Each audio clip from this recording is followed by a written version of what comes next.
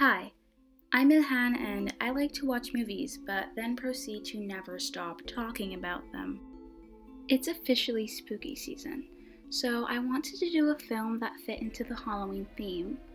There were the obvious choices like Hocus Pocus, The Addams Family, or even Halloween Town, but I wanted to take a more obscure route. As I was browsing through the Netflix catalog, I came across The Boy Who Cried Werewolf, which immediately ignited a dormant memory. The Boy Who Cried Werewolf was a 2010 made-for-TV movie that was produced by Nickelodeon, which starred Victoria Justice. The entire premise is that Tori from Victorious moves to Romania with her father and brother after inheriting a manor due to their great-uncle's death. Call me a fool, but I actually went into this movie with some high hopes, even though I'm pretty sure I'm not in the targeted demographic anymore. Although everybody knows that Disney Channel original movies are superior, Nickelodeon did produce a few bangers. But I had a few expectations going in. Maybe a couple of jump scares, some semi-decent costuming and makeup, cheesy dialogue, overly enforced stereotypes, and the general level of cringe that's to be expected and welcomed from these types of productions. Tori is actually called Jordan in this movie. She's essentially a watered-down, pre-transformation Mia Thermopolis. Or at least I think that's what they were going for. It's another one of those, let's slap on some glasses and baggy clothes and the audience will think she's ugly moments. Funnily enough, the whole Mia Thermopolis comparison really came into mind after seeing this scene, which is pretty similar to the one in The Princess Diaries if you ask me. Then we have the brother, who is initially presented as the typical annoying tween. He also has this habit of pranking people, which ties into the whole Boy Who Cried Wolf story. If you need a refresher, a boy lied about seeing a wolf, so when a wolf actually showed up, nobody believed him. Surprisingly, he was my favorite character. Him and his friend group are fans of the supernatural, and he's the only member of the family who has common sense. He also looked really familiar. Turns out he was in that one Rock movie we all forgot about. Then we have the father, who is clearly under a lot of stress because of the family's financial situation, which is of course miraculously saved by inheriting all of the assets in Romania. And for some odd reason, Brooke Shields, yes, the Brooke Shields, is in this too. I don't know how or why, but she is. She plays Madame Varkolak, a strict, uptight lady who manages the manor and also has a very odd Russian accent. World Wide Web here, boy. You do? Da. Password is Brangelina.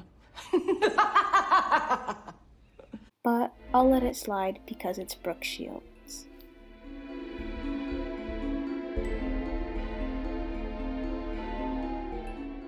Okay, this is a movie clearly made for children, and it's about werewolves, so I wasn't really expecting it to be realistic, but guys, this was really, really, really unrealistic. They legitimately travel 6,000 miles from California to Transylvania because a random, extremely sketchy, hand-delivered letter was dropped at their doorstep.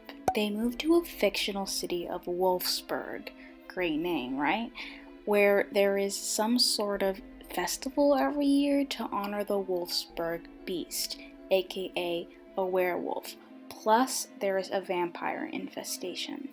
Not gonna lie, the manor was actually really nice. 10 out of 10 would book it as an Airbnb. There is this weird dude stalking them. Wolves are randomly howling at every given moment in this movie, even during the morning.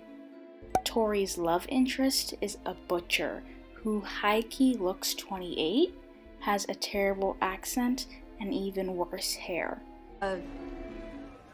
Goran. I am Goran. I'm Jordan.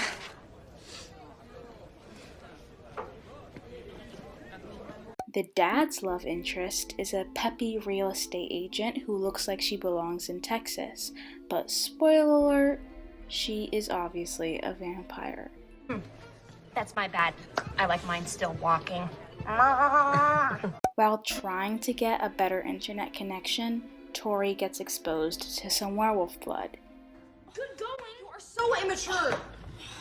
There's blood everywhere. I don't know what to do. Hide. Ow! Come on! I stepped on the glass. You hurry up. She has the obvious symptoms like hunger, better eyesight, increased strength, and she's also somehow more confident. The transformation is so bad, it's comical.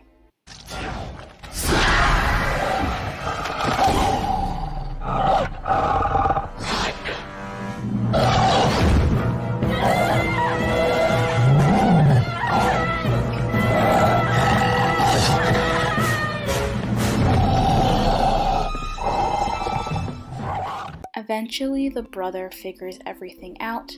The vampires are trying to take over town and killed the original uncle, Dragomir. They eventually defeat the real estate agent vampire, and all is well. Also, turns out Hunter is a biological werewolf, and they use his blood to cure Jordan, so she's only half werewolf now, whatever that means. After all of the conflict is resolved, Jordan and her family return to America, and now she's popular and good at everything.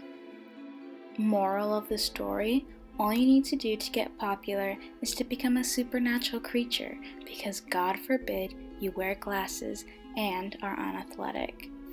Thanks for watching. Drop any suggestions, critiques, and questions in the comments, and I'll see you next time.